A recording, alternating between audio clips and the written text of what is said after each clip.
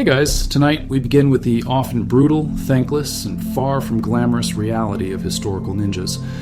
Forget the silent, shadow-dwelling superheroes of the big screen. The truth is, being a real ninja seriously sucked. So, before we dive into the hidden history of these shadowy figures, take a moment to like the video and subscribe if you enjoy our content, and tell us in the comments where you're watching from and what time it is. It's always a joy to see how many people from around the world are ready for this journey. Now dim the lights, close your eyes, feel your body deeply relax, leaving the tiring day behind, and let's ease into tonight's journey together.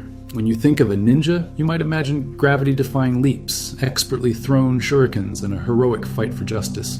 But for the average shinobi, life was less about heroics and more about how do we survive this day without being discovered, betrayed, or dying a gruesome death. It wasn't just a profession. It was a test of endurance, secrecy, and constant fear that came around every moment, like an especially cruel master who didn't believe in second chances. Picture this. You're living not in a grand dojo, but in a hidden, sparse hut, the walls barely keeping out the elements. No comfort, no windows for a view, and certainly no warmth beyond a meager fire you constantly fear will betray your position. The inside temperature of your home was often just a hair's breadth above whatever chilling wind or scorching sun was happening outside. If it was freezing outdoors, it was politely, slightly less freezing inside. Congratulations, you're still shivering. Nights were the worst. Darkness was your only true ally, yet it brought its own terrors. The wind whispered secrets through the thin walls, and every creak of the wood sounded like a footstep. Your meager fire sputtered, doing its best, but mostly just making the shadows dance more menacingly. In the midst of this unsettling darkness, our minds wander back, centuries ago, to a time in Japan so volatile, so fractured, it birthed the very shadows we now seek to understand. Imagine, if you will, the landscape of feudal Japan, not as the serene, cherry blossom-adorned land often pictured, but as a chessboard constantly in motion, where warlords known as daimyo carved out territories, clashing endlessly in a struggle for ultimate power. This was the Sengoku Jidai, the Warring States period, a span of roughly 150 years, from the mid-15th to the early 17th century, where peace was a fleeting whisper and conflict a roaring tempest. It was an era defined by brutal ambition, shifting alliances, and the constant threat of betrayal. If you lived then, your life would have been profoundly shaped by the relentless drumbeat of war. Villages were razed, families displaced, and the very concept of stability crumbled under the weight of ceaseless battles. For the common person, merely existing was an act of profound resilience. And it was within this crucible of chaos that the ninja, the shinobi, truly began to take form, not as mythical heroes, but as desperate instruments of survival. Think about it. In a world where samurai, bound by their strict code of Bushido, engaged in direct, often ritualized combat, there was a glaring need for something else. A different kind of warrior. One who operated outside the rigid lines of honor, embracing pragmatism over glory. Samurai built grand castles, faced each other on open battlefields, and sought renown through direct confrontation, their colorful banners fluttering in the wind, their shouts echoing across the fields. But what about the vital information that won wars before a single sword was ever drawn? What about disrupting crucial supply lines, spreading whispers of discontent that fractured enemy morale, or striking at a heavily fortified stronghold without the immense cost of a frontal assault? These were the pressing, often unspoken questions that arose from the very fabric of ceaseless conflict, questions that Bushido simply couldn't answer. This is where the shinobi entered the stage, born not of an aristocratic lineage or romanticized ideal of chivalry, but from the raw, unyielding demands of survival and strategic necessity. They were the ultimate intelligence gatherers, the masters of sabotage, the silent infiltrators, quite literally the ghosts in the complex machine of feudal warfare. Their origins are shrouded in mystery, and this was by design, for their effectiveness depended entirely on their anonymity, their ability to remain unseen, unheard, and unknown. They weren't born cool in any sense we understand today. They were born out of desperation, out of the sheer, bloody necessity for crucial information and the practice of asymmetrical warfare against powerful, heavily armed foes who adhered to a different, more visible code of combat. Imagine being a lord in this turbulent period, your lands constantly threatened, your armies, perhaps, stretched thin. You desperately needed eyes where you couldn't send your proud, conspicuous samurai. You needed ears inside enemy castles, whispers carried across battle lines that could turn the tide of a siege, and swift, decisive actions taken in the deepest hours of night that would cripple an opponent before dawn. Traditional frontal warfare simply wasn't enough to secure victory consistently. It was too costly in men and resources, too slow in execution, and far too predictable. This created a profound vacuum, a dark, dangerous niche that only the most adaptable, the most ruthless, and the most invisible could possibly fill. The grand, traditional methods of combat, the massed armies clashing with shining armor and fluttering banners, often led to grinding stalemates or Pyrrhic victories that left both sides exhausted. A truly different approach was desperately needed, one that minimized direct confrontation and maximized impact through stealth, deception, and surprise. And so, in the shadows of remote provinces like Iga and Koga, far removed from the bustling capitals and the rigid demands of the samurai's code, a very different kind of discipline began to flourish. These were regions, often overlooked by the Central Powers, rugged and mountainous, perfect natural havens for those who wished to remain unseen, to cultivate skills that were considered unorthodox, even deeply dishonorable by the ruling warrior class. Here, away from the prying eyes of the shogunate and the grand daimyo, self-reliant communities developed a highly specialized knowledge passed down through generations.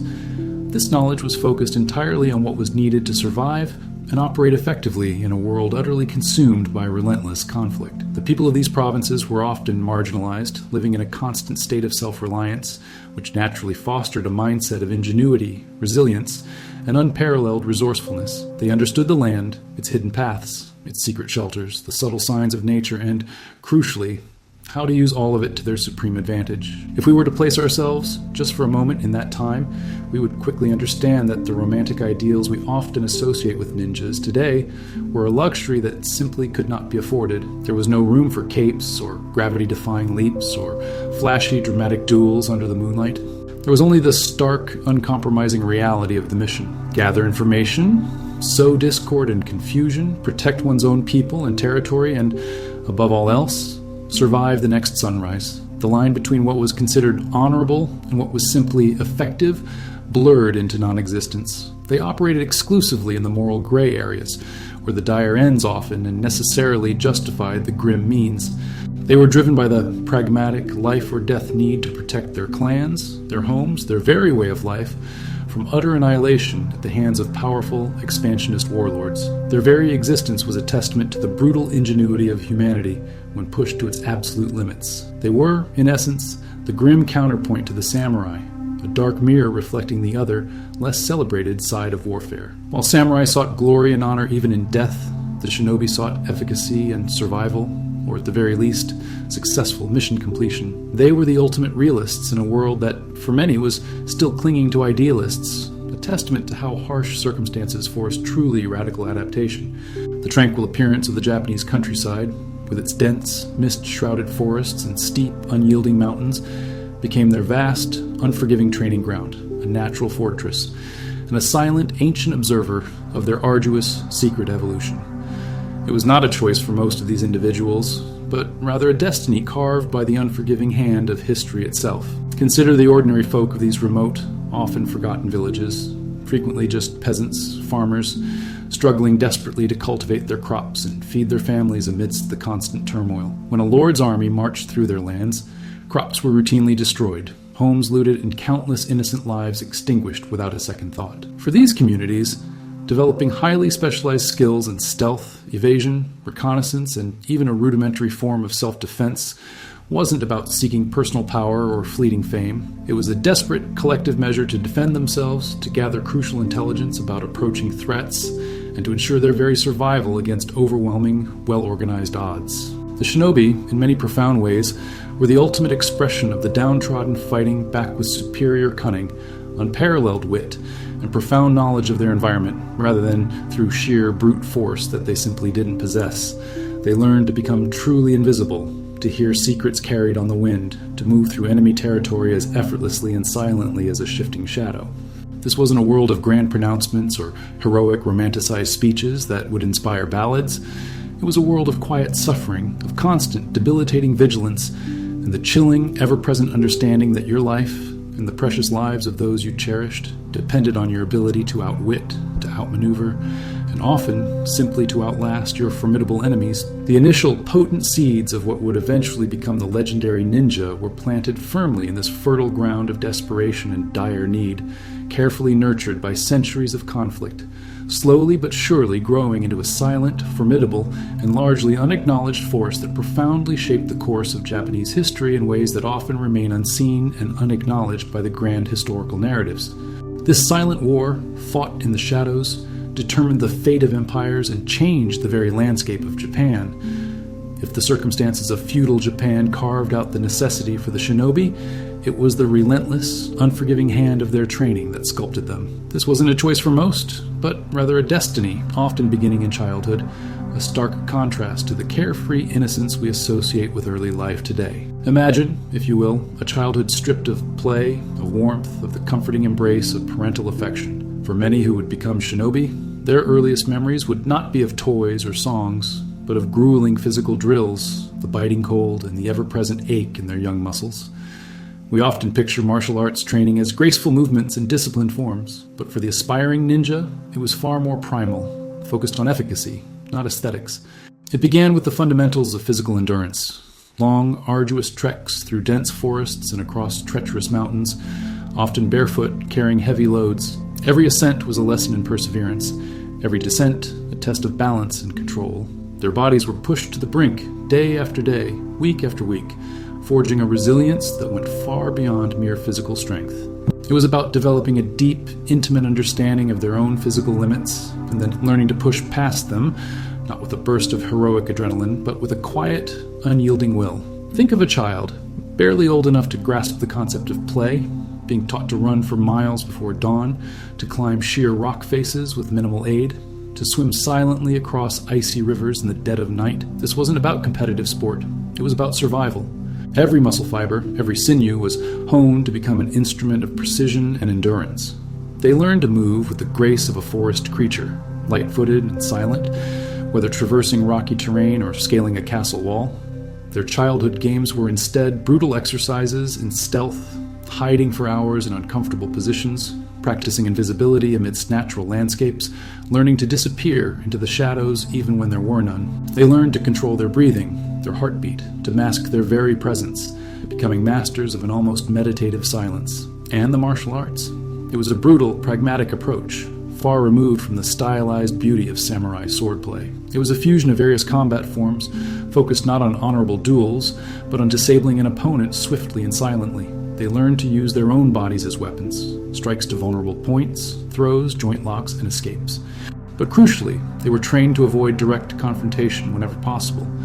Their true mastery lay in evasion, distraction, and the ability to disappear before a fight even began. The weapon was often their environment, their cunning, their ability to turn an opponent's strength against them, or simply to vanish into the night. It was less about defeating an enemy in a fair fight, and more about eliminating the threat, however dishonorable the means. Survival skills were paramount, woven into the very fabric of their existence. They learned to forage for food in unforgiving wildernesses, identifying edible plants and tracking small game, often subsisting on meager rations for days. They mastered the art of building temporary shelters from natural materials, blending seamlessly into their surroundings, leaving no trace. Navigation by stars, by the subtle shift in winds, by the smallest telltale signs of the land, became second nature. They were taught to read the environment like an open book, anticipating changes in weather, the presence of enemies, or the best route for escape. This deep connection to nature was not romanticized. It was a cold, hard necessity, a lifeline in a hostile world. But perhaps the most insidious aspect of their training was the psychological conditioning. From an early age, they were taught to suppress emotion, to cultivate a detached pragmatism. Fear was not to be conquered but controlled, a tool to sharpen their senses, never to paralyze them. Pain was to be endured, a constant companion that tested their limits, a sensation to be observed rather than succumbed to. Imagine being a young person, subjected to extremes of heat and cold, hunger and thirst, not as punishment, but as a routine part of your development. This deliberate exposure to hardship forged an incredible mental fortitude, but it also came at a profound cost, the gradual erosion of their individual self, their unique identity. They were taught that their personal desires, their comforts, their very sense of self were secondary to the mission, to the clan, to the demands of their often ruthless employers, the individual was dissolved into the function. Their names, their faces, their personal histories were to be hidden, erased, or manipulated at will. They became ciphers, tools in the grand, brutal game of war and espionage. This suppression of identity was a crucial component of their effectiveness, allowing them to blend seamlessly into any role, to adopt any disguise, to become anyone or no one at all. But imagine the psychological burden of this constant facade, the loneliness of never truly being yourself, of always having to be someone else, or a mere shadow. It was a life lived behind 1,000 masks, none of them truly your own. This brutal, systematic training was designed not just to create skilled warriors, but utterly dedicated, almost robotic agents, capable of enduring immense physical and psychological stress. It was a process of deconstruction and reconstruction, stripping away the vulnerability of childhood and replacing it with an almost inhuman resilience. They were shaped by the unforgiving demands of their world, forged in the crucible of hardship, their very essence refined for one singular purpose: to operate in the shadows, to gather information, and to execute their tasks with silent, deadly efficiency, no matter the personal cost. And this was only the beginning of their journey into a life that was far from glorious. In the continuation of this brutal shaping, the mental conditioning that forged a shinobi went far beyond mere stoicism. It was a profound, almost spiritual discipline aimed at mastering the inner self to serve the outer mission. They were taught to see their bodies not as vessels of comfort or personal expression, but as finely tuned instruments, tools to be controlled and exploited without hesitation. Imagine being trained to endure the most excruciating pain, not by gritting your teeth, but by detaching your mind from the sensation, observing it as an external phenomenon. This wasn't about being fearless. It was about transforming fear from a paralyzing force into an acute amplifier of their senses, a constant low-level hum that sharpened their focus on every shadow, every sound, every potential threat. This psychological resilience was inextricably linked to their mastery of disguise, a skill far more intricate and demanding than simply changing clothes.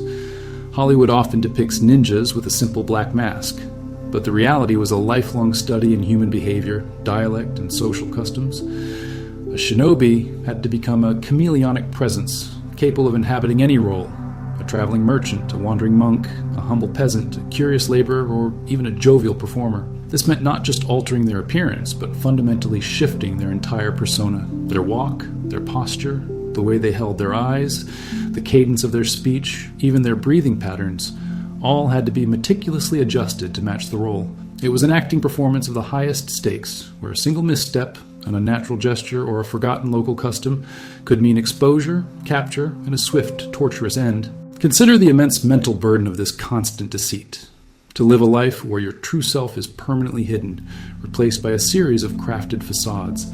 To form no genuine attachments, for every relationship was a potential vulnerability, a threat to the secrecy vital for your survival and the safety of your clan. This wasn't just physical training. It was a psychological battlefield where the greatest enemy was often the self, the desire for authenticity, for connection, for a moment of unguarded truth.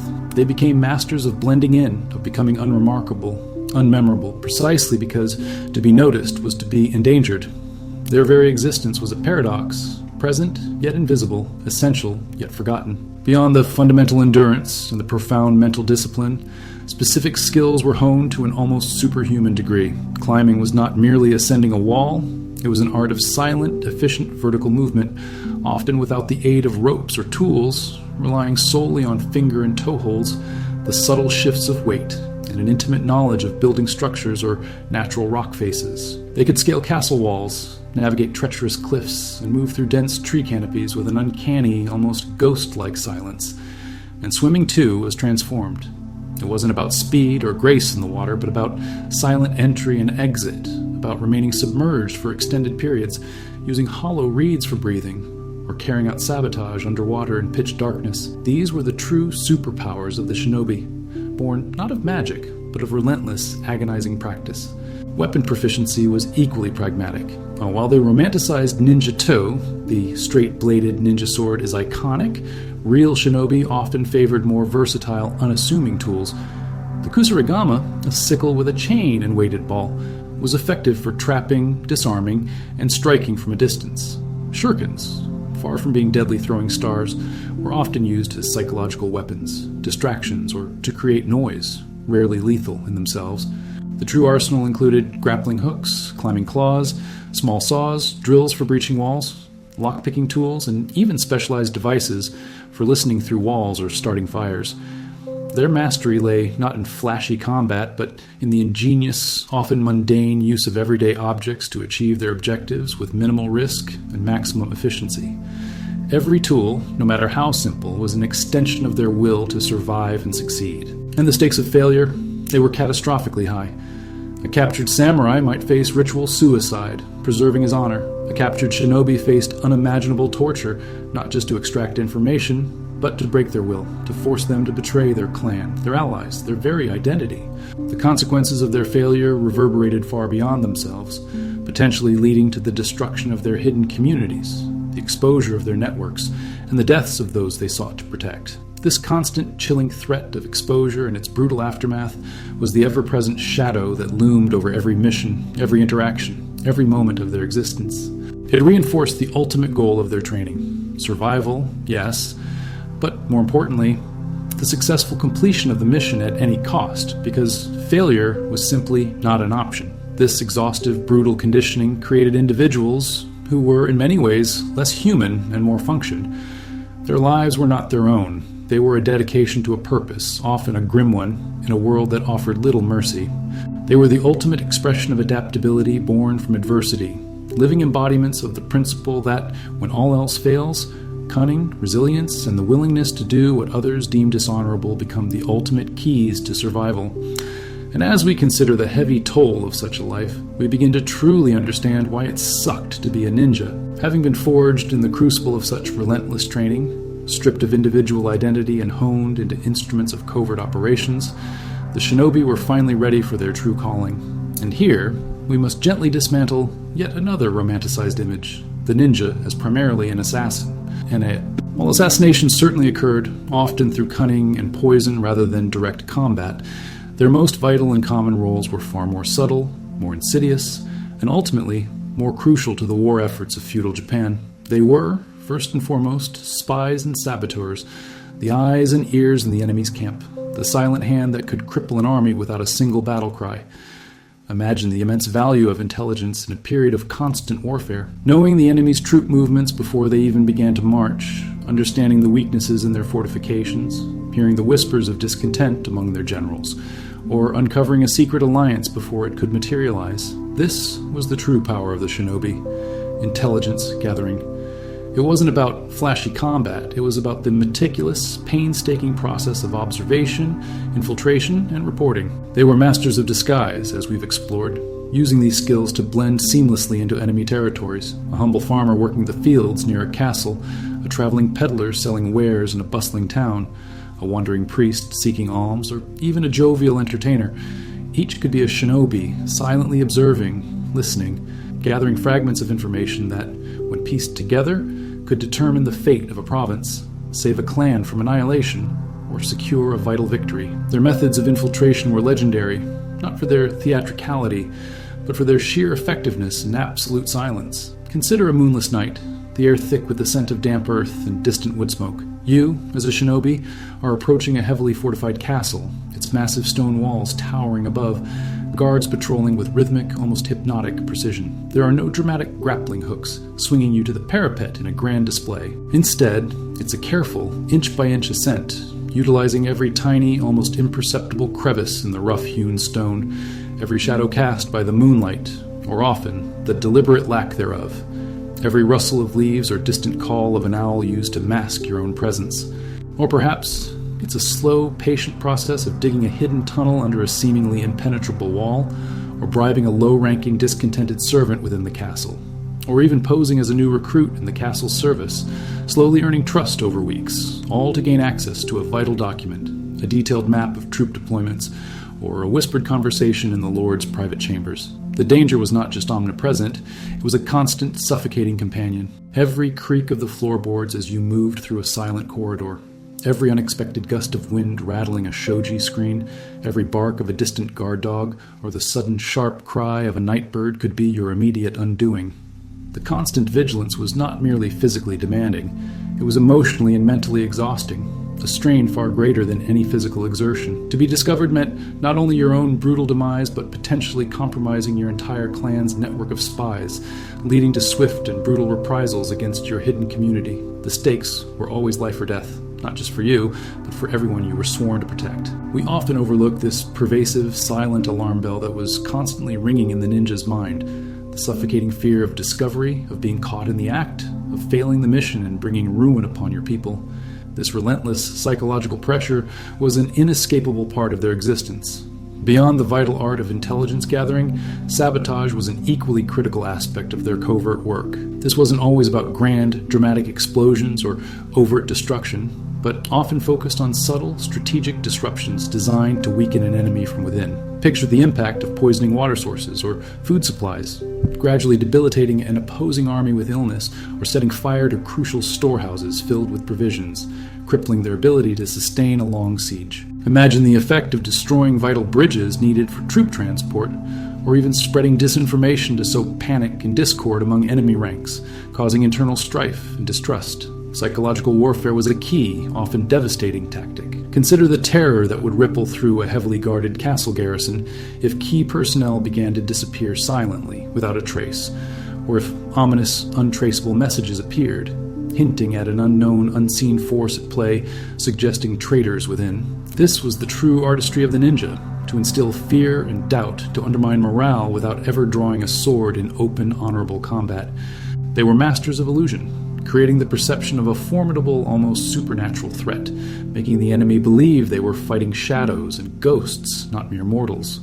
The true cunning of the shinobi lay in this silent manipulation, in turning the unseen into an overwhelming psychological force. They understood profoundly that the mind could be a more powerful weapon than any blade, any arrow, or any fortified wall. To make an enemy doubt their own security, to make them fear what they couldn't see, to make them second-guess every decision, to question their allies, this was the ninja's ultimate victory. They sought to win wars not through direct bloody engagement, but by subtly tilting the scales, by creating an advantage so profound and pervasive that by the time the armies finally met, the battle was often, in essence, already decided in the shadows, long before the first clash of steel. This required a level of cunning, patience, and ruthless pragmatism that went far beyond any romanticized ideal. It was the grim, silent, utterly essential work of survival, fought in the darkest corners of a brutal world, where the truth of their actions was as hidden as their identities. Our journey continues, deeper into the less glamorous world they inhabited, reminding us just how profoundly different their reality was from the myths. Now that we've journeyed into the shadows of their training and the silent theater of their espionage, it's time to confront another significant aspect of the ninja myth: their tools and weaponry. If you're like most of us, your mind conjures images of razor-sharp shurikens, sleek katanas, perhaps even the iconic straight-bladed ninja toe. But here, once again, the gritty reality of the shinobi's existence demands a stark contrast to the dramatic portrayals of popular culture. The truth is, the tools that truly defined a ninja were often far more mundane, practical, and frankly, less glamorous than any Hollywood prop. Let's begin by deconstructing some of these widely romanticized weapons. Take the shuriken, for instance, those star-shaped throwing blades so often depicted with lethal precision. In reality, shurikens were rarely, if ever, designed to be fatal. Their primary use was as a distraction, a way to startle an enemy, to create a moment of confusion for escape, or perhaps to create a deterrent by causing a minor injury. Imagine throwing a small, sharp piece of metal. It might sting, it might cut, but the likelihood of it penetrating deep enough to cause a deadly wound, especially against armored opponents, was incredibly low. They were the equivalent of throwing rocks or handfuls of dirt to blind an opponent for a split second. A tool of evasion and misdirection, not a primary combat weapon. Their purpose was to give the ninja precious seconds to disappear, not to stand and fight. And then there's the ninja toe, the straight-bladed sword often associated with shinobi. Historians widely agree that this weapon, as popularly conceived, likely never existed. The samurai wielded the elegantly curved katana, a masterpiece of metallurgy and craftsmanship. Ninjas, operating in the shadows and often on meager resources, were unlikely to possess such expensive and conspicuous blades. If they carried a sword, it was likely a short, unassuming practical weapon, possibly a modified tachi or wakizashi, or even just a simple peasant-style straight sword that could be easily disguised or discarded. The image of a ninja with a distinctive straight sword strapped to their back is almost entirely a modern invention, a fictional embellishment. Their true strength was in avoiding sword fights, not excelling in them. To engage in open combat was to invite discovery and to betray their entire purpose. So, if these popular weapons were either largely ineffective or entirely mythical, what did a real shinobi carry? Their true arsenal was a collection of ingenious, often unassuming tools designed for their core tasks: infiltration, espionage, and sabotage. Think of the kaginawa, a grappling hook with a long rope, essential for scaling walls and cliffs silently, or the ashiko and teko, spiked climbing attachments for their feet and hands, allowing them to traverse difficult terrain with surprising agility, almost like a spider. These were not weapons for glory, but instruments for silent entry and swift escape. Their survival depended on getting in and out undetected, not on facing foes head-on. Consider the tools for breaching and observation: small portable saws for cutting through wooden barriers, drills for creating peepholes, or even specialized listening tubes for eavesdropping through walls. These were the true instruments of their trade, allowing them to gather vital intelligence without ever needing to draw a weapon. A shinobi might carry kunai, which were not primarily throwing knives, but rather multi-purpose tools: a pry bar, a digging implement, a climbing aid, or even a makeshift hammer. Their utility lay in their versatility, their ability to perform a variety of tasks crucial to infiltration and survival, far more than their potential as a weapon. Even common, everyday items were transformed into tools of their trade. Ropes, pouches of various powders, some for blinding, some for creating smoke, others for poison, flint and steel for starting fires, and a keen eye for finding local materials to fashion makeshift tools. These were the items that filled a ninja's satchel. They were masters of improvisation, turning the environment itself into their ally. A simple bamboo stick could become a breathing tube for underwater infiltration, a weapon, or a climbing aid. A peasant's straw hat and cloak became an invaluable disguise, allowing them to blend into the background, becoming just another face in the crowd. Their effectiveness wasn't about the exotic nature of their gear, but the ingenious and disciplined application of simple, practical solutions to complex, dangerous problems. This deconstruction of ninja weaponry further emphasizes their unglamorous reality. Their lives were not about heroic battles with fantastical armaments. They were about gritty, resourceful, often desperate work with the tools at hand, tools that were designed to facilitate stealth, evasion, and silent disruption, not direct confrontation. The true genius of the shinobi lay not in their fighting prowess with specialized weapons, but in their ability to use mundane objects in extraordinary ways, to turn the ordinary into the essential, and to operate with an efficiency born of a constant, chilling awareness that their life and the success of their mission depended entirely on their ability to remain unseen, unheard, and unacknowledged. The less they stood out, the longer they survived. We've explored the brutal physical and mental conditioning, the mastery of stealth, the cunning required for espionage and sabotage. But as we gently drift deeper into the true essence of what it meant to be a ninja, a perhaps more profound, and certainly more somber, reality emerges: their life on the margins of society. Imagine for a moment having all these extraordinary, painstakingly acquired skills, yet being viewed not as a hero, but as an outcast, a mercenary, or even worse, a common criminal. This was the grim social standing of the shinobi, while the samurai, with their codes of honor and noble lineage, were celebrated, respected, and occupied a high position in the feudal Japanese hierarchy. The ninja existed in the shadows, not just literally, but socially. They were often from peasant stock, or from communities that had been pushed to the fringes, making their living by methods considered dishonorable and beneath the dignity of the warrior class. They were the tools of necessity, hired for dirty jobs that no self-respecting samurai would ever undertake. And for this indispensable, yet morally ambiguous work, they earned not prestige, but suspicion and contempt. Think of the psychological burden that must have been. To perform actions vital to a lord's success, to save lands from invasion, to prevent countless deaths through cunning intelligence, yet to receive no public acknowledgement, no honor, no celebration. Instead, they were demonized, their very existence a whisper of fear and distrust. Their triumphs were secret, their failures, if discovered, met with brutal public disdain and punishment. This constant sense of being an other, of being indispensable yet reviled, must have weighed heavily on their souls, a perpetual invisible chain binding them to the shadows. And within those shadows, The greatest burden of all was the pervasive, relentless need for secrecy. A ninja's identity was their most closely guarded secret, not just from enemies, but often from everyone outside their immediate innermost circle. Imagine a life where you could never truly be yourself, where every interaction was a calculated performance, every word a potential trap. You couldn't form genuine connections, couldn't share your true feelings, your fears, your hopes, with anyone beyond a select, equally secretive few. How deeply lonely must that existence have been? To walk among people yet never truly connect, always wearing a mask, not just over your face, but over your very soul.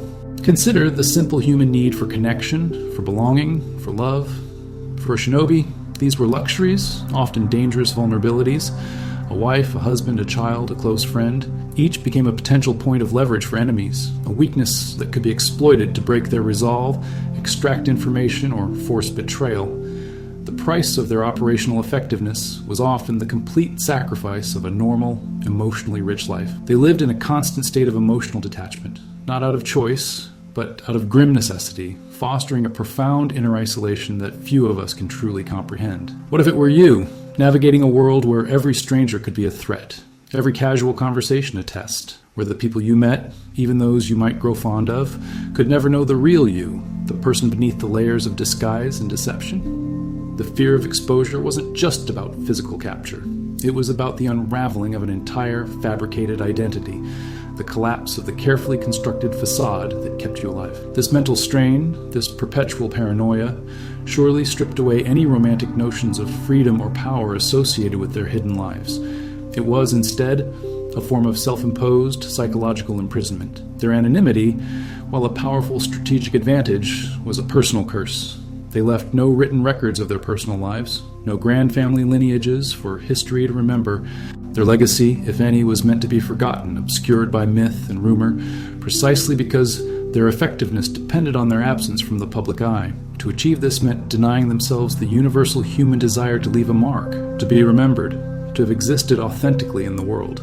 They were the architects of history, yet remained erased from its pages, sacrificing their very humanity for the sake of the mission. This constant need for disguise and living in the shadows meant a life without roots, without a stable home, without the comforting familiarity of community. Even within their hidden villages, the bonds, while perhaps strong in loyalty, were still forged in the crucible of secrecy and the shared understanding of their grim purpose, rather than the carefree camaraderie of a typical village. They moved like ghosts through society, leaving no trace, and consequently creating no lasting bonds. Their life was a perpetual journey across the margins, a never-ending quest for a safe haven that never truly existed. Think of the simple joys we take for granted: a shared meal with loved ones, an open conversation with a trusted friend, the freedom to express genuine emotion without fear of repercussion. For a shinobi, these were dreams, unattainable luxuries. Their world was one of suspicion and silence, a landscape of emotional barrenness. They were masters of observation, acutely aware of the nuances of human interaction, precisely because they had to mimic them flawlessly while simultaneously suppressing their own. The irony is stark. They were experts in human behavior, yet denied the very human experience. The stories and legends of ninjas often focus on their physical prowess and cunning. But if we truly want to understand why their lives were so profoundly difficult, we must look beyond the action and into the quiet, desolate corners of their minds. The psychological toll of constant secrecy, the burden of a false identity, the profound social isolation. These were not merely occupational hazards.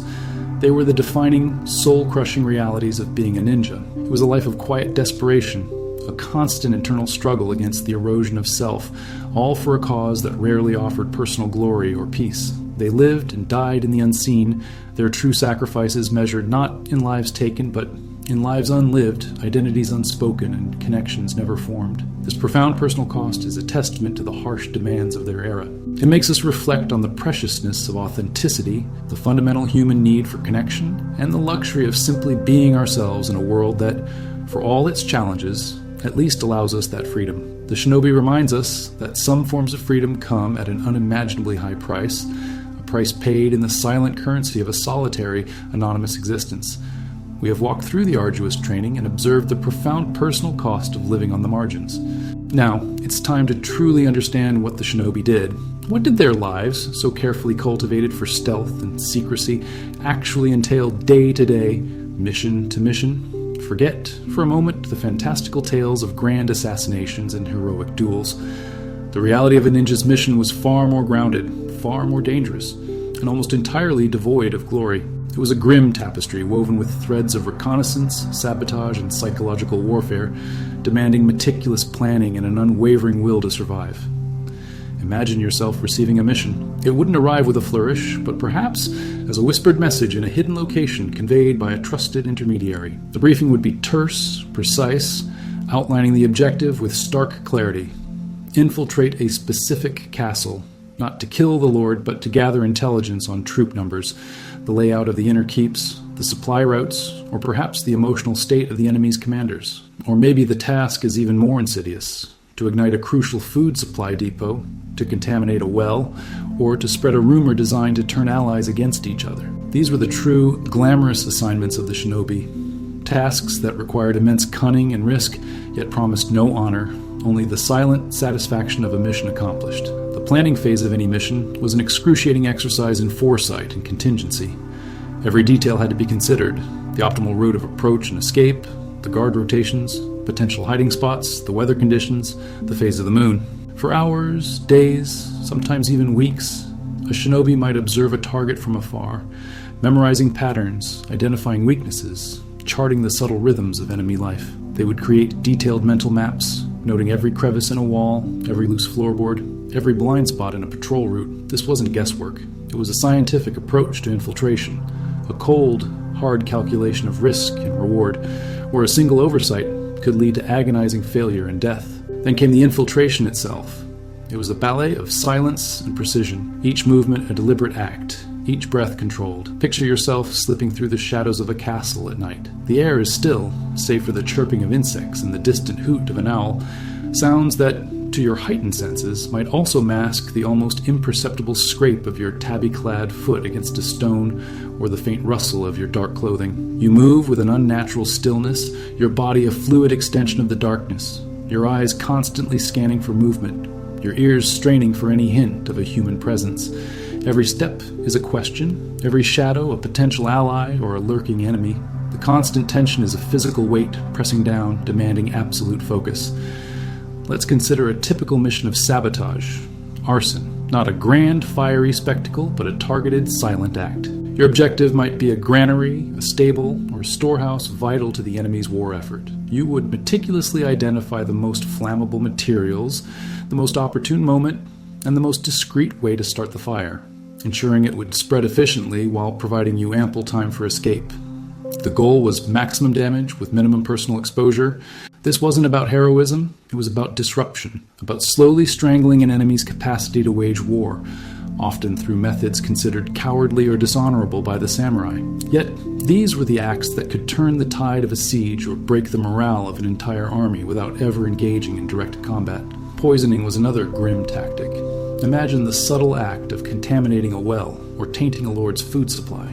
This required not just knowledge of poisons, but an intimate understanding of the target's habits, their servants, and the layout of their personal quarters. It was a waiting game, a test of patience, as the shinobi, disguised and embedded, sought the perfect, unobserved moment to deliver their silent, deadly payload.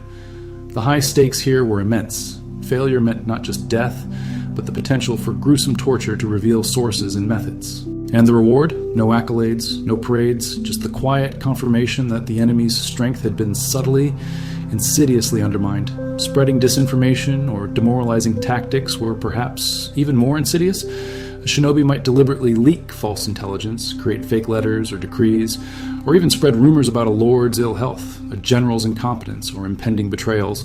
These whispers, carefully planted and nurtured, could erode trust, spark internal conflicts, and cause an army to unravel from within without ever lifting a sword. Imagine the psychological toll of being the one who sows seeds of fear and distrust, knowing that your actions are tearing apart lives, families, and communities, not with violence, but with carefully crafted lies.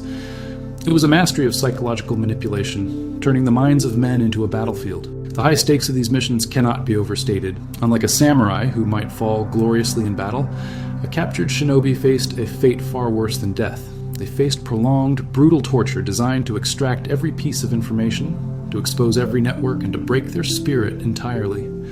The probability of escape or survival if caught was astronomically low, and the rewards for these incredibly dangerous undertakings, they were often meager. A few coins, food, shelter, or simply the continued existence of their hidden community. There was no wealth, no fame, no glory, only the chilling imperative to survive the mission and then to live on in the shadows, waiting for the next one.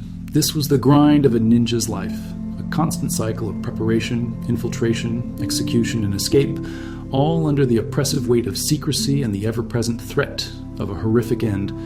There was no room for error, no second chances. Every mission was a tightrope walk over an abyss, and the rope was always fraying. They were the ultimate pragmatists, understanding that survival often demanded methods that society deemed dishonorable, but which, in the brutal calculus of feudal warfare, were absolutely essential.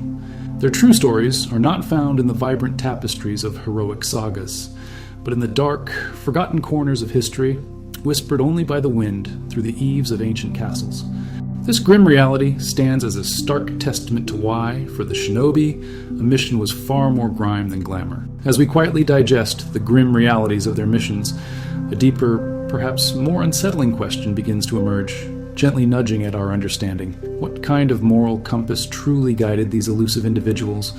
What was the ninja's code? If the samurai, with their gleaming armor and public pronouncements, lived by the strict, often poetic principles of Bushido, a revered path of honor, unwavering loyalty, and martial virtue, then what philosophy, if any, governed the shadowy, unacknowledged world of the shinobi? Here we must once again gently set aside our modern expectations and the romanticized ideals we've come to associate with these figures. For the ninja, their code was not one of chivalry, nor a grand, overarching moral philosophy as we might understand and admire today. Instead, it was a practical, often ruthless, and brutally efficient set of principles born from the absolute, unyielding necessity of survival and the cold, hard, often morally ambiguous demands of their clients.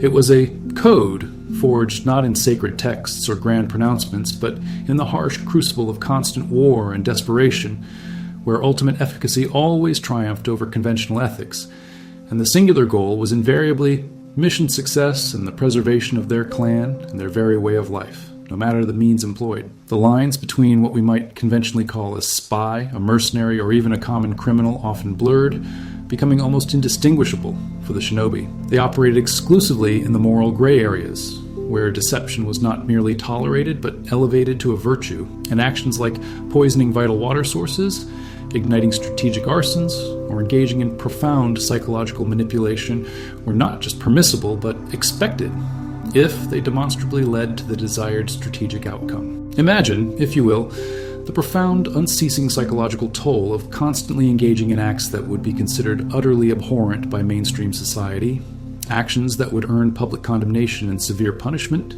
yet being internally convinced by your very upbringing, your rigorous training, and the dire demands of your survival that they were not only necessary, but righteous within your hidden world. How does one, as a human being, genuinely reconcile such deeply conflicting actions within oneself? Day after solitary day, year after long, often lonely year, this brings us to a crucial point of moral expectation subversion. We, from our comfortable vantage point in history, tend to project our own established ethical frameworks onto historical figures, especially those we have come to romanticize through media. But the shinobi lived in a world where survival was paramount, a stark, brutal reality where the rules of engagement were vastly different, often non-existent beyond the law of the strong. Their morality was a profoundly fluid concept, not rigid and defined, but constantly shaped by the immediate, often life-or-death needs of the mission, and the unwavering imperative to protect their hidden communities from annihilation. They didn't seek glory in direct, honorable battle. They sought an advantage, however unfairly gained, however underhanded. Their loyalty, an intense and singular force, was first and foremost to their clan and their employers, whose brutal demands often dictated the entire moral landscape of their actions, leaving little room for personal conscience. Consider the stark contrast with the samurai. A samurai might face defeat with an unwavering spirit, opting for seppuku, ritual suicide, to preserve his honor and the honor of his lord, his death a final public declaration of loyalty and courage etched into history. For a shinobi, personal self-preservation was often presented as the highest virtue.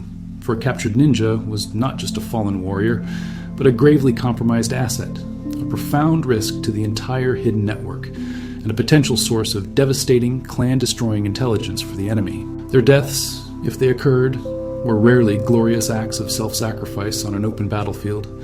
They were almost always silent, lonely, and gruesome, with the utmost effort made to ensure their secrets died with them, their bodies sometimes even deliberately disfigured beyond recognition to protect their identity and the very existence of their clan.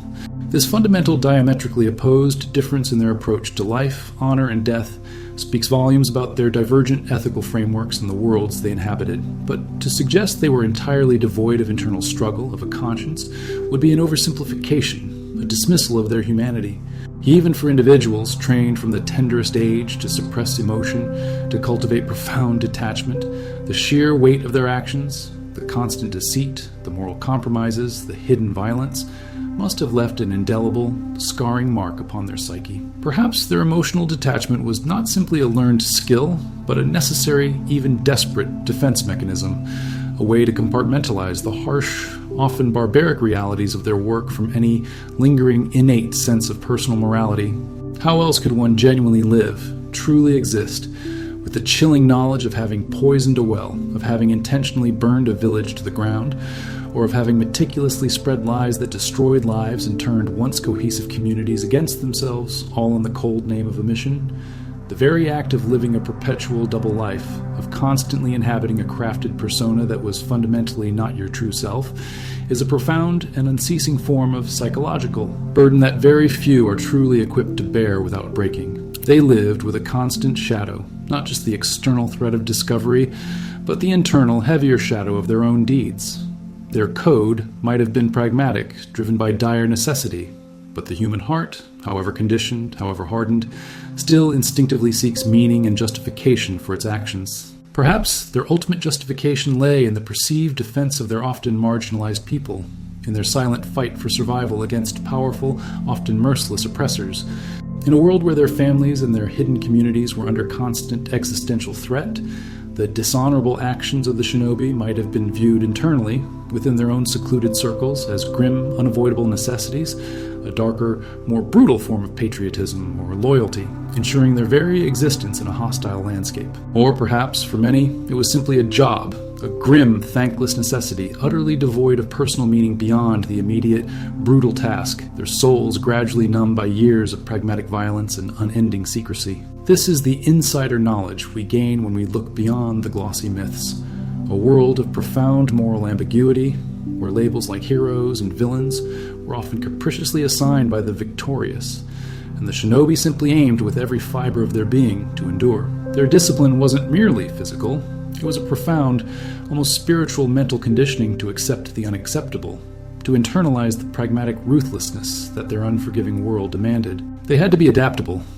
not just in their physical movements and their endless array of disguises, but in their very conscience, in their innermost ethical framework. The overarching goal was to succeed, to survive, and to ensure the continuity of their hidden world, whatever the moral cost. This meant the constant blurring of conventional right and wrong, the relentless justification of unethical acts for what was perceived by them as a greater good, the very survival of their clan and their way of life. It's a complex concept, one that is truly difficult for us to fully grasp from our current position of relative peace, established legal systems, and prevailing moral norms. Imagine carrying the immense, invisible weight of having caused widespread illness in an enemy camp, not through direct, glorious combat, but through the insidious contamination of water or food supplies, or having deliberately, strategically spread rumors and false intelligence that incited fear, fostered deep distrust, and turned once loyal retainers against their lord, leading to internal collapse. These were not glorious battles of strength and courage, but silent, insidious victories achieved through morally dubious means, acts that left no public record but etched themselves into the soul of the perpetrator. Each such act, however effective in achieving its objective, inevitably chipped away at the conventional sense of self and integrity, replacing it with a hardened, pragmatic, and often weary resolve. The concept of honor, so central, so defining for the samurai, was often anathema to the shinobi. Honor implied visibility, public recognition, and strict adherence to a rigid, often public, code of conduct, witnessed and judged by society. The ninja, by their very nature and operational necessity, thrived on invisibility, absolute anonymity, and the complete disregard for such public codes when the mission unequivocally demanded it. Their honor, if one could even apply such a term, was a private internal construct, a quiet, unwavering commitment to their difficult tasks, a profound, unshakable loyalty to their clan, and an unyielding, almost stubborn will to survive and ensure the survival of their hidden world. But this private, internal honor brought no public praise, no societal acclaim, only eternal secrecy, the crushing burden of anonymity, and often the silent condemnation of a world that didn't understand or didn't want to understand. It's a testament to how extreme, relentless circumstances can force humanity to adapt its very understanding of morality, twisting and reshaping it to fit the desperate needs of existence. The choices made by Shinobi were not easy ones, nor were they made lightly. They were born of a desperate, fundamental need to exist and persist in a world that offered them little compassion and demanded absolutely everything in return. And in doing so, they painted a poignant picture of a human spirit pushed to its absolute limits, forced to redefine morality and integrity in the face of relentless conflict, sacrificing personal peace, joy, and public recognition for the cold, calculated calculus of survival. This profound, unspoken cost is perhaps the most somber chapter in our understanding of why it truly sucked to be a ninja, a truth that lingers like a silent, ancient sigh in the mist-shrouded valleys where they once roamed. After exploring the brutal training, the morally ambiguous missions, and the profound personal cost of being a shinobi, we now turn our gaze towards the twilight of their era. Just as the tumultuous Warring States period birthed the ninja out of desperation, its eventual end spelled their slow, inexorable decline. The very chaos that made them indispensable ultimately gave way to a new order, one that had little need for silent assassins and covert saboteurs. The golden age of the shinobi began to dim with the relentless march towards the unification of Japan, a monumental historical shift orchestrated by three powerful figures: Oda Nobunaga, Toyotomi Hideyoshi, and finally, Tokugawa Ieyasu. These formidable warlords, through decades of brutal conquest and shrewd political maneuvering, gradually consolidated power, bringing an end to the ceaseless internal conflicts that had defined the Sengoku Jidai. As central authority solidified, the nature of warfare itself began to change dramatically. Large-scale, organized armies, equipped with increasingly advanced firearms like the arquebus, dominated the battlefields. Sieges became more about sustained military power and less about cunning infiltration. Consider the impact of this new stability. With fewer warring factions, the desperate constant demand for freelance intelligence gatherers and saboteurs began to wane. A unified Japan under the Tokugawa shogunate, ushering in the peaceful Edo period, had a vested interest in maintaining order and suppressing any forces that operated outside its direct control. The very skills that made the ninja so effective, their anonymity, their ability to sow discord, their mastery of unconventional warfare, now made them a potential threat to the new peace. They were the ghosts of a turbulent past, unsettling presences in a world yearning for tranquility. The remote provinces of Iga and Koga, long havens for shinobi clans, faced intense pressure. Oda Nobunaga, in particular, recognized the threat posed by these independent, highly skilled groups. His campaigns against the Iga province, notably the Iga invasion of 1581, were devastating. And while the ninja fought with incredible ferocity and cunning, they were ultimately overwhelmed by Nobunaga's massive, well-equipped armies. Many Iga ninja were annihilated, their homes destroyed, their communities scattered. Those who survived often had to flee, seeking refuge elsewhere, or attempting to integrate into a society that increasingly viewed them with suspicion. Some, with their unique skills, found new, albeit limited, roles serving the emerging shogunate in more official capacities as spies or security agents, but always under strict control, their former independence a distant memory. The very essence of being a ninja was to exploit chaos, to thrive in the shadows of constant conflict. In an era of relative peace, their traditional skills became increasingly irrelevant. Why hire a master of disguise and silent infiltration when there are no enemy castles to infiltrate? Why pay for sabotage when the primary goal is stability? The art of the shinobi, once a grim necessity, faded into the background, becoming an anachronism in a world that no longer required its brutal efficiency. The shift wasn't sudden or dramatic, but a gradual, melancholic fading, like embers dying after a great fire. This historical process didn't just end their functional role, It also began the fascinating yet deeply misleading transformation of their legacy. As the real, gritty, unglamorous history of the Shinobi receded into the past, obscured by deliberate suppression and the passage of time, a new romanticized image began to emerge. This was the reverse theory, playing out in history itself. The mystery surrounding them, the allure of the unknown, and the human desire for exotic heroes in an otherwise peaceful, structured society provided fertile ground for myth-making. In the Edo period, popular culture began to fill the historical void with fantastic tales. Kabuki theater, ukiyo-e woodblock prints, and oral storytelling depicted ninjas not as desperate survivors, but as superhuman figures with magical abilities, walking on water, disappearing in puffs of smoke, wielding fantastical weapons with impossible skill. These were entertaining fictions, far removed from the dirt, the fear, the hunger, and the constant psychological burden of a real shinobi's life. This new narrative served a purpose. It provided an exciting escapist fantasy that simultaneously demonized them as shadowy villains or celebrated them as mysterious, almost godlike tricksters, without ever confronting the brutal truth of their existence. The straight-bladed ninjutsu, the deadly shuriken, the iconic black uniform, all largely products of this romanticization, fictions that gained traction in popular imagination long after the real shinobi had faded into the historical background. The Hollywood ninja, the video game ninja, the comic book ninja, they are all descendants of this artistic reinvention, a testament to humanity's powerful capacity to transform grim reality into thrilling fantasy. We see the dramatic leaps, the acrobatic combat, the unquestioning loyalty to a noble cause, all divorced from the low social standing, the constant fear of betrayal, the brutal training from childhood, and the moral compromises that were the hallmarks of true shinobi existence. This distortion is a poignant reminder of our initial premise, why it truly sucked to be a ninja. Their functional demise was followed by a cultural appropriation that stripped away their humanity, replacing it with a captivating, yet ultimately false, image. They became symbols rather than people. Their harsh lives, dedicated to survival and clan, were rewritten as tales of supernatural prowess and clear-cut heroism. The true cost of being a ninja, the loss of identity, the constant fear, the brutal existence, the profound loneliness, was conveniently forgotten in favor of a more palatable, exciting, and ultimately deeply inaccurate legend. And so the era of the functional shinobi closed, but the era of the mythical ninja was just beginning. This shift from grim, pragmatic agent to romanticized legend is perhaps the final, most ironic act in the history of these enigmatic figures.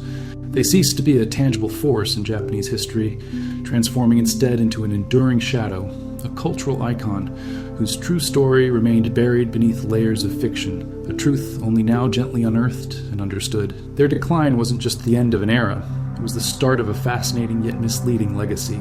As the curtain falls on the historical stage of the shinobi and the vibrant tapestry of myth takes over, we are left with a lingering shadow, a quiet echo of their true existence. We have journeyed through the harsh landscapes of their childhood, seen the brutal crucible of their training, endured the silent terrors of their missions, and felt the profound loneliness of their lives on the margins. We have stripped away the theatrical capes and the impossible feats to reveal the human cost. The grim reality that was, for the vast majority of these individuals, anything but glorious. The romanticized ninja, a symbol of freedom and extraordinary prowess, stands in stark contrast to the historical shinobi, a figure defined by the loss of identity, the constant suffocating fear of discovery, and a brutal existence in the moral gray areas of a relentless world. Their lives were a relentless sacrifice, not for personal renown, but for the survival of their clans, their communities, and often simply for the grim necessity of continuing to exist. Imagine the weight of never truly knowing peace, of always being on guard, of having every relationship tainted by the imperative of secrecy. This was not a choice for adventure. It was a destiny carved by an unforgiving age. We, in our search for understanding, have peeled back these layers of myth, not to diminish their skill or their historical significance, but to honor the true, often tragic, cost of their lives. They were not just warriors, they were survivors, forced into an existence that demanded the suppression of their very humanity. The silence they embraced in their missions extended to their personal lives, creating a profound, unacknowledged loneliness. They became adept at blending in, at becoming no one, and in doing so, they left behind a legacy of paradox, essential to their time, yet erased from its public memory, remembered mostly through distorted, fictionalized lenses. So, as we bring our journey to a close tonight, let us reflect on the quiet strength and immense suffering of these individuals. Their story reminds us of the profound adaptability of the human spirit when pushed to its absolute limits, but also of the heavy price paid when that spirit is forced to abandon its innate desires for connection, for authenticity, for peace. The true suck of being a ninja wasn't just the physical hardship. It was the slow, insidious erosion of the self, the quiet tragedy of a life lived in perpetual shadow. Now, as our exploration ends and we prepare to transition into a gentle rest, let these reflections settle in your mind. This journey into the past, into the hidden lives of the Shinobi, is a testament to your own curiosity, your desire to understand the deeper truths beyond the surface. We've uncovered something together, a shared insight into a world far removed from our own, yet rich with lessons about resilience, sacrifice, and the enduring human quest for survival. If this shared journey has resonated with you, if it has offered a new perspective or a moment of quiet reflection, we invite you to join our growing community of fellow travelers. By subscribing, you become a part of a collective seeking deeper understanding and tranquil moments. It's more than just a click. It's a commitment to continuing this exploration with us. A gentle nod that says, I value these stories, and I want to discover more. And if you feel a stirring to connect even further, to share your own reflections, perhaps simply by leaving a word in the comments that encapsulates your takeaway from tonight, something like lingering shadow, it would be a beautiful way to acknowledge this shared experience.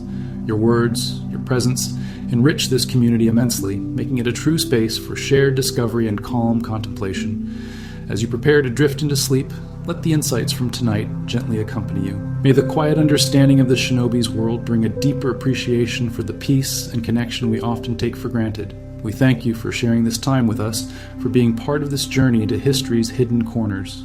Close your eyes, breathe deeply, and allow yourself to surrender to the tranquility of the night. Until our next quiet exploration, may your dreams be peaceful and your rest profound.